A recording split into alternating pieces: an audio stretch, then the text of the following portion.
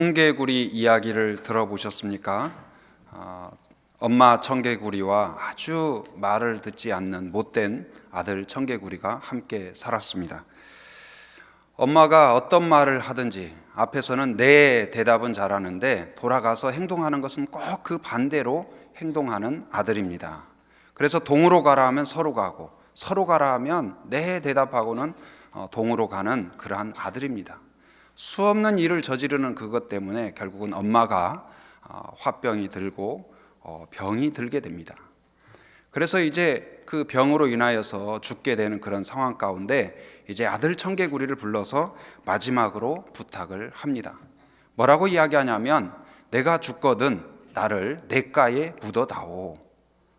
이렇게 말한 이유는 항상 내 말을 반대로 행했기 때문에 이제 내가 냇가에 묻어달라고 해야 산에다 묻어줄 것이다, 이렇게 기대를 한 것입니다.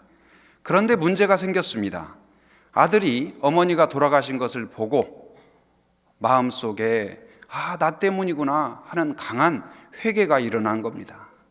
그래서 이제 마지막 어머니의 유언만이라도 내가 잘 받들어야 되겠다, 어머니의 그 말씀대로 순종해야 되겠다, 이런 생각에 어머니의 기대와 달리 진짜 어디에 묻었냐면 냇가에 어머니를 묻은 것입니다. 그래서 비만 오면 그 어머니가 떠내려갈까 봐 오늘날도 지금 계속 청개구리가 개굴개굴 운다, 이러한 것이 이 전래 동화의 내용입니다. 유언이라는 것이 얼마나 또 중요한가, 그런 것을 생각할 수가 있는데, 요즘 이제 간혹 그 제자 훈련 프로그램이나 이런 데 보면은 유언을 쓰는 그러한 내용들을 간혹 포함하고 있습니다. 그러나 아직도 우리에게는 유언을 쓴다 하면은 굉장히 익숙하지 않습니다. 여러분은 혹시 지금 유언을 써야 된다면 여러분은 누구에게 무엇을 쓰고 싶습니까? 만약 우리가 유언을 쓴다고 보면은 아마도 굉장히 진지할 수밖에 없을 것입니다. 가볍게 쓰거나 장난처럼 쓰는 사람은 아무도 없을 것입니다. 진지하게 그 대상을 생각하면서 한편으로는 자신의 인생을 돌이키면서 정말로 해줘야 할 말이 무엇인가, 그리고 내 가슴 깊은 데에 있는 그것이 전달되기를 원하는 마음으로 유언을 쓰게 될 것입니다. 또한 그 유언을 받는 자녀들도 그렇기 때문에 그 인생 전체 가운데, 자기 인생 가운데 부모가 자기에게 해준 많은 일들, 많은 말들이 있지만 마지막 자신에게 남긴 그 유언은 특별한 경우가 아니면 지키려고 노력하고 귀하게 여기고 마음 깊이 담아 놓는 것이 일반적인 일입니다. 저도 아버지 어머니가 이제 돌아가신 지가 오래되었고, 일명 어머니까지 돌아가시니까 어떤 목사님이 저한테 드디어 이제 고아가 되었구나, 그런 말을 하는 것을 들었습니다. 생각해 보니까 진짜 아무리 나이가 들어서도 부모님이 안 계신다는 것은 고아와 같구나, 그런 생각이 문득 듭니다. 아버지가 돌아가신 지가 이미 20년이 되었지만 제 마음 가운데 여전히 아버지가 옆에 계신 것처럼 저에게 외치고 때로는 그 귓가에 종소리처럼 울리는 말이 있습니다. 유언과 같이 저의 마음 가운데, 심장 가운데 바로잡아 주는 말이 있는데, 아버지는 늘 저에게 뭐라고 말씀하셨냐면, 싹군 목자가 되지 말라, 진실한 종이 되어라. 그런데 이 말이 때로 저에게 있어서 마음을 바로잡게 하고, 그리고 때로는 길이 되고 방향이 되고 나침판이 되는 것을 볼 수가 있습니다. 자녀가 태어나서 생존하는 데 있어서 음식이라든지 옷이라든지 이런 것은 반드시 필요합니다. 또한 사회의 건강한 사회인으로 되기 위하여서는 적당한 교육이 반드시 필요할 것입니다. 그러나 자녀가 하나님의 백성으로 살기 위하여서, 영적인 사람으로 살기 위하여서는 반드시 부모의 간구와 기도와 그리고 영적인 권면이 필요하다는 것을 성경에서는 우리에게 가르쳐주고 있습니다. 오늘 우리가 읽은 이 본문의 말씀도 우리가 잘 알고 있는 야곱이 그 아들들, 특히 요셉과 그 아들들에게 유언으로 주신 말씀과 그 유언에 대한 아들들의 그 순종의 모습을 볼 수가 있습니다. 창세기는 어떤 책입니까? 일명 별명으로 다르게 부른다면 시작의 책이라고 할 수 있을 것입니다. 천지창조, 웅장하게 시작을 합니다. 그런데 오늘 50장의 맨 마지막 장에 보면 두 사람의 죽음으로 막을 내리고 있습니다. 야곱의 죽음, 요셉의 죽음.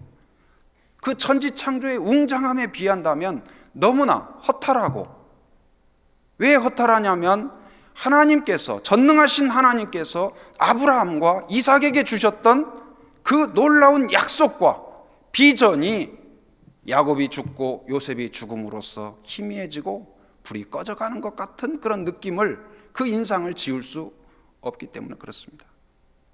그런데 그 꺼져가는 그 비전과 꺼져가는 하나님의 약속에 대한 그 반응을 다시 그 불꽃을 일으키고 또한 그 마음 가운데 불씨를 던져주는 것이 무엇이냐? 오늘 이 야곱의 유언입니다. 야곱이 이제 목숨을 떠나기 전에 아들들을 부릅니다. 그리고 각자 아들에게 맞는 적절한 말로 유언을 남깁니다. 그런데 요셉을 불러서도, 그리고 전 아들을 불러서도 특별히 다른 유언과도 다르게 특별히 이제 맹세를 요청하는 유언이 있습니다. 다른 유언이 일방적이었다면 이 유언은 맹세하게 합니다. 그것은 무엇입니까? 유언만 하더라도 아들들이 특별하게 받을 터인데, 이 맹세는 너와 나의 약속이 아니라, 맹세는 누구와의 약속입니까? 하나님과 너와의 약속이다. 이것은 반드시 실행해야 된다는 것을 이야기하고 있습니다. 유언의 내용은 무엇입니까? 나를 메어다가 조상의 묘지에 장사하라. 나를 메어다가 조상의 묘지에 장사하라. 거기 47장 30절 31절 말씀 우리 같이 한번 읽어보도록 하겠습니다. 시작. 내가 조상들과 함께 눕거든 너는 나를 애굽에서 메어다가 조상의 묘지에 장사하라. 요셉이 이르되 내가 아버지의 말씀대로 행하리이다. 야곱이 또 이르되 내게 맹세하라 하매 그가 맹세하니 이스라엘이 침상머리에서 하나님께 경배하니라. 야곱은 왜 자기가 죽었을 때 그 가나안 땅 막벨라 굴에 묻히기를 갈망했을까요? 그것은 자기가 고향으로 돌아가고 싶다는 그 회귀 본능 이상의 무언가가 있는 것입니다. 그것은 왜 그러냐? 그곳에는 지금 누가 묻혀 있냐 하면 그 아브라함과 이삭이 그곳에 묻혀 있습니다. 그리고 그 가나안 땅은 무슨 땅이냐? 하나님이 약속으로 주신 땅입니다. 곧 그가 그곳으로 돌아가고 싶다는 것은 단지 고향으로 돌아가고 싶다는 것이 아니고 하나님의 약속으로 나와 나의 후손들이 돌아가고 싶다는 강력한 뜻을 보여주고 있습니다. 야곱은 기근과 가뭄으로 가나안을 떠날 수밖에 없었습니다. 그리고 요셉의 도움으로 이집트에서, 그 애굽에서 비교적 좋은 편안한 생활을 할 수 있었을 것입니다. 불편한 가나안에 비하면 초강대국 애굽은 모든 것에 있어서 화려했고 편리했을 것입니다. 그럼에도 불구하고 야곱은 결코 지금 생활에 대하여 만족하지 못했습니다. 오히려 그는 여전히 그의 모든 마음과 기도와 앞으로의 꿈과 모든 시선이 누구를 향하고 있냐? 어디를 향하고 있냐? 바로 가나안, 약속의 땅을 바라보고 있고 그 약속을 주신 하나님을 바라보고 있는 것을 볼 수가 있습니다. 그리고 이제 그 본인이 바라보고 있는 하나님, 본인이 기대하고 있는 아브라함과 이삭을 통하여 주신 그 언약과 약속을 나 혼자만 간직하고 있는 것이 아니라 나의 후손인 요셉과 형제들 그리고 후손들에게 전수되기를 갈망하는 마음으로 이제 내가 죽거든 반드시 나를 조상들의 묘지에 장사하라 이렇게 맹세하도록 시킨 것입니다. 우리는 우리를 가리켜서 성도라고 이야기합니다. 마치 야곱과 그 자녀들이 이집트에 살듯이 우리는 이 땅에 살고 있습니다. 그리고 때로는 20년 전, 30년 전보다 얼마나 부유하고 풍요로운 생활이 되었는지, 어린아이들에게 이야기하면 옛날 이야기라고 고리타분하다고 할 정도로 얼마나 발전된 삶을 삽니까? 그러나 우리는 이 땅에 살지만 우리의 꿈과 우리의 기도 제목과 우리의 목표와 우리의 시선은 어디에 두는 사람일까요?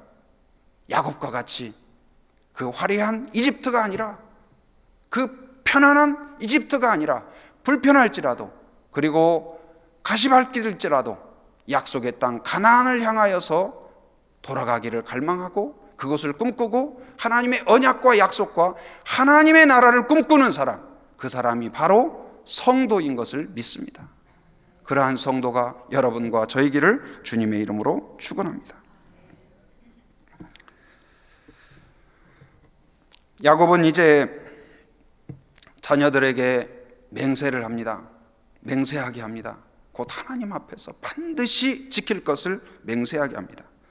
곧 본인의 시신을 이집트에서 장사하지 말라. 반드시 약속의 땅으로 막벨라굴에 장사를 해라. 그런데 이 오늘 본문에 나타난 설명을 보면 이 장례의 과정이 여간 까다롭지 않습니다. 기간도 여간 길지가 않습니다. 향을 집어넣는, 향을 처리하는 기간만 40일 동안이었다. 그리고 이 애굽 사람들이 70일 동안 곡을 했다, 슬퍼했다. 그리고 이것은 단지 야곱이 맹세하게 한 사건이지만 요셉이나 그 형제들이 가족 회의를 해서 할 수 있는 일은 또한 아닙니다. 요셉이 총리일지라도 반드시 누구의 허락을 맡아야 되냐면 바로의 허락을 맡아야 되는 사건인 것입니다. 그래서 바로의 허락을 맡아야 되고, 그리고 이제 이 장래의 그 행렬을 볼 때에도 요셉과 그 형제들, 그 후손들만 가는 것이 아니고 그 애굽의 여러 원로들과 또한 신하들이 함께하고 있는 것을 볼 수가 있습니다. 이것은 한 가정의 일이 아니라, 한 개인의 일이 아니라 국가의 일이 되어 있는 것을 볼 수가 있습니다. 매우 복잡합니다. 가는 여정도 가까운 거리가 아닙니다. 국경을 벗어나는 일이고, 그리고 오늘날 같이 장의차를 타고 가는 그런 길도 아닙니다. 더운 날에 얼마나 불편할까? 야곱이 그것을 몰랐을까? 알았음에도 불구하고 여러 차례 명령하고 맹세까지 한 그 이유는 무엇일까? 단지 자기가 거기에 묻히고 싶다, 그것이 아니라 누구를 위한 것이냐면 후손들에게, 요셉과 자녀들에게, 그리고 그 후손들에게 내가 품고 있는 그 하나님의 언약, 하나님의 약속이 전수되기를 원하는 그런 믿음이었을 것입니다.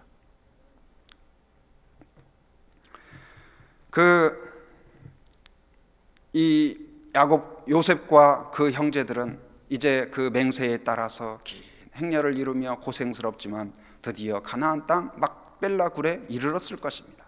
그곳에는 이미 오래전에 이 장사를 치른 우리나라 묘실과는 다른 구조입니다. 그곳은 이제 땅을 굴을 파가지고 거기에 시신을 안장하는 그러한 스타일입니다. 그래서 아마 시간이 많이 지났으니까 미이라처럼, 아니면 그 뼈들만 남아 있었을 것입니다. 곧 그들이 그 막벨라굴에 도착했을 때는 누구의 뼈를 볼 수 있었냐면 바로 아브라함과 이삭의 마른 뼈를 보았을 것입니다. 그러나 그들은 그곳에 당도했을 때 아브라함과 이삭의 마른 뼈만 본 것이 아니라 아브라함과 이삭을 통하여 주신 하나님의 언약과 약속과 또한 하나님의 그 뜻을, 그곳에서 활활 타오르는 하나님의 뜻을 보았으리라 기대할 수 있습니다. 곧 그들이 이제 돌아왔을 때, 이집트로 돌아왔을 때, 바로 그리고 그것이 야곱에게 주신 그 언약과 약속과 그 비전이 이제 요셉에게 확실히 전수되었다는 것을 성경 창세기 마지막에서 이야기하고 있습니다. 창세기 50장 24절 25절을 한번 같이 읽어보도록 하겠습니다. 시작.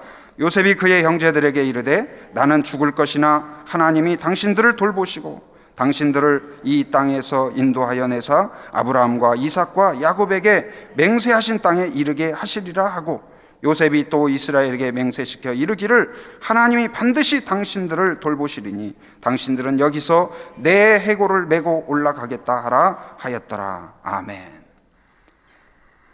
꿈이 전수된 겁니다. 언약이 전수된 겁니다. 비전이 전수된 겁니다.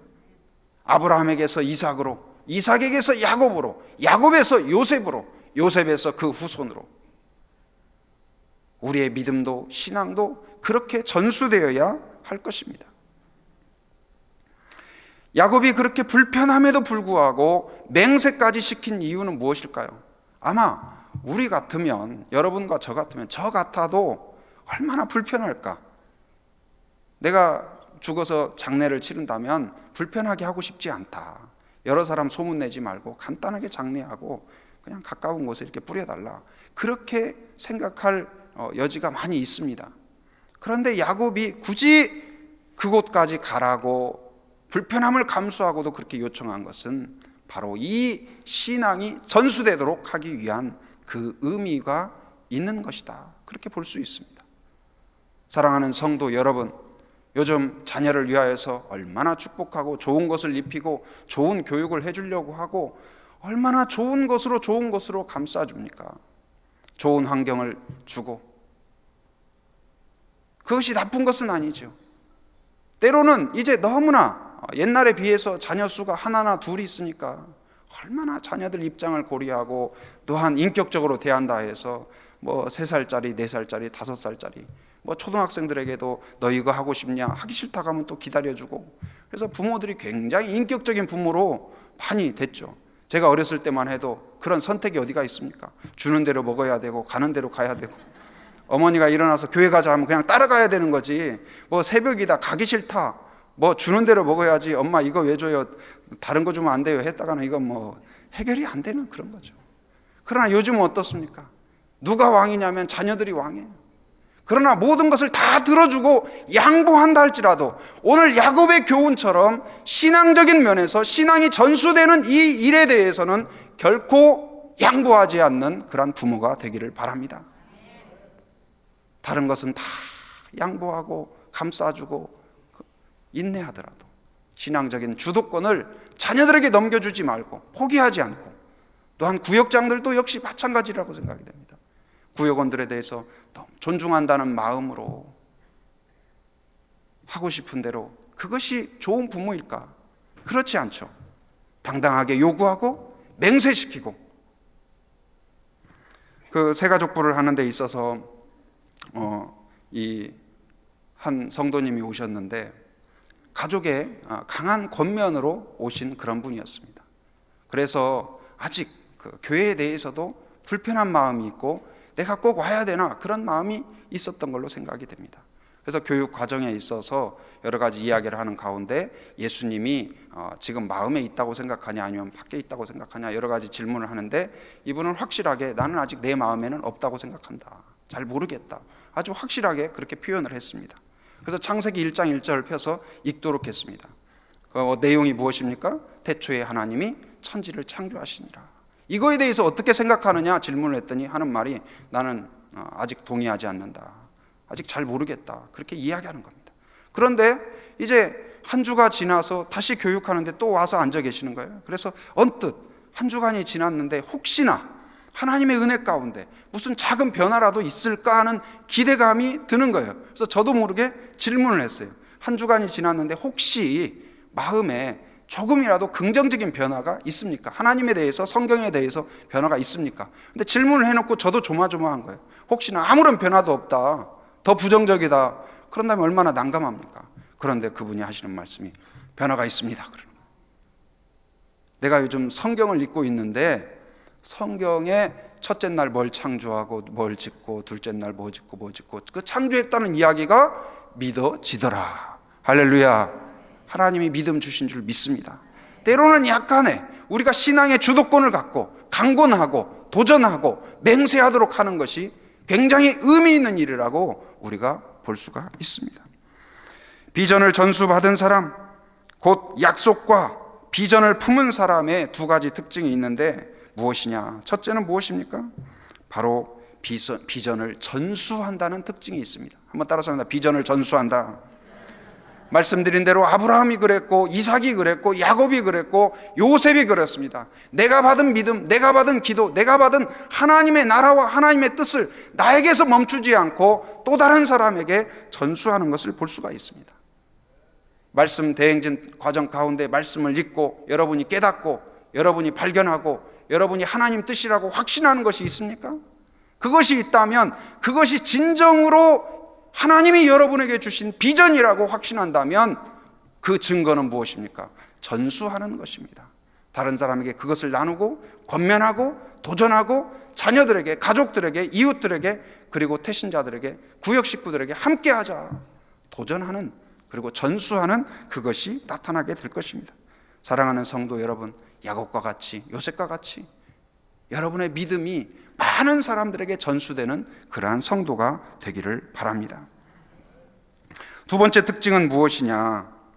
이제 그 하나님의 약속과 또한 비전을 품은 사람의 두 번째 특징은 화해와 용서가 나타난다. 한번 따라서 합니다. 화해와 용서. 이제 장례식을 마치고, 야곱의 장례식을 마치고 형제들이, 가족들이, 그리고 애굽의 그 많은 그 원로들이 애굽으로 돌아왔습니다. 그런데 문제가 생겼습니다. 누구에게 문제가 생겼냐? 요셉의 형제들에게 큰 문제가 생겼습니다. 왜냐하면 장례를 잘 마쳤는데 이제 아버지가 돌아가셨으니 요셉이 혹시나 그동안 참고 있었던 그 복수심으로 우리들을 감옥에 넣는다거나 처단을 한다면 어떻게 할까? 심한 두려움 가운데 지금 견딜 수 없게 두려워하고 있습니다. 장례식을 마치고, 부모님의 장례식을 마치고 크게 두 가지 유형이 있을 수가 있습니다. 하나는 그 부모님의 사랑에 대해서 감사하고 서로 추억을 나누고 그 유언을 나누면서 서로 이제 화해하자, 그리고 동생들을 축복하고 우리 가문을 잘 이어가자, 그런 가문이 있을 수 있습니다.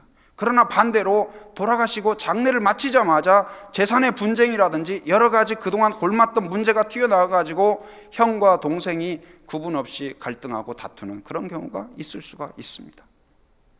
그런데 지금 안타깝게도 지금 야곱의 장례식 후에 요셉과 형제들은 굉장히 지금 불편한 그런 가운데 있습니다. 그런데 요셉의 형제들은 요셉이 지금 어떤 처분을 할까? 그의 처분에 따라 죽을 수도 있고 감옥에 갇힐 수도 있고 자기들에게는 아무런 권리가 없는 상황이 되고 말았습니다. 그런데 요셉이 야곱의 꿈을 전수받고 하나님의 약속과 또한 그 하나님의 비전을 품은 그 증거가 무엇이냐? 그가 그의 복수심과 원수 갚음과 그 모든 것을 내려놓고 평화의 사람이 된 것입니다. 50장 19절 20절 말씀 같이 한번 읽어보도록 하겠습니다. 시작. 요셉이 그들에게 이르되 두려워하지 마소서. 내가 하나님을 대신하리이까? 당신들은 나를 해하려 하였으나 하나님은 그것을 선으로 바꾸사 오늘과 같이 많은 백성의 생명을 구원하게 하시려 하셨나니. 그의 관점이 변하였습니다. 내가 팔려왔다, 이것이 아니라 하나님의 섭리 가운데 이루어졌다. 두려워하지 말라. 복수하는 사람이 아니라 복수해도 당연한 거죠. 누구도 요셉에게 욕할 사람이 없습니다. 그럼에도 불구하고 그가 오히려 위로자가 된 줄 믿으시기 바랍니다. 이것이 바로 신앙의 사람, 하나님의 약속과 비전을 품은 사람의 증거가 되는 것입니다. 우리가 그리스도인, 내 안에 예수 그리스도가 계신다는 증거가 무엇일까요? 십자가 배지를 달고 다니는 것, 십자가 목걸이를 달고 다니는 것이 우리의 증거일까요? 교회의 증거가 무엇일까요? 높이 십자가 종탑을 다는 것이 증거일까요?